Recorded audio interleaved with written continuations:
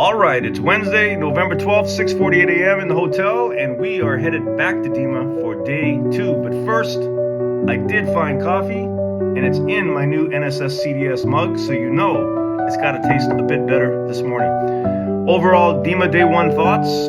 I thought it was a good experience. First time doing it, and I would do it again. Let's see what day 2 brings. Big crowds, lots of positive energy, got to meet a lot of cool folks. A ton of vendors, a ton of different technology from all over the globe. Probably a little bit too many travel vendors for my liking. It was hard to navigate in terms of which ones would I pick if I was actually looking for travel options.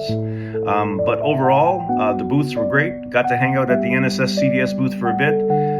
Got to buy some gear, some t-shirts, some swag, a coffee mug. So very cool to meet some of those folks.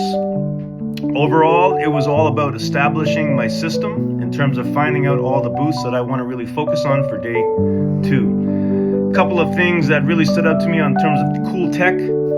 I have to say, and it's painful to say, that the SUX DPVs, they look pretty cool. The technology looked extremely good. Also, the Dive Talk Go rebreather, which is something I was a little bit skeptical about when I first saw it come out. I spent a fair bit of time with the Dive Talk folks talking about the Dive Talk Go rebreather, and I have to say, it was actually quite impressive. It's small, it's compact, and I think it's going to fit a pretty cool niche in terms of the recreational CCR market as that continues to grow. So I'm going to be interesting to see how that one takes off. Dry suits, because of course we all know my dry suit experience in terms of some of the others. Still love my Seaskin, but I'll tell you what, the SF Tech dry suit, I spent a bit of time in their booth. It is a custom-made, high-end dry suit. It's not cheap, but boy, it sure looked nice and durable. The material and all of the build and the seams were high quality. It looked really good. Like I said, not cheap, but maybe something I would look at down the road if I had to replace it. Gear deals, did not see a ton of gear deals. So a little disappointed there.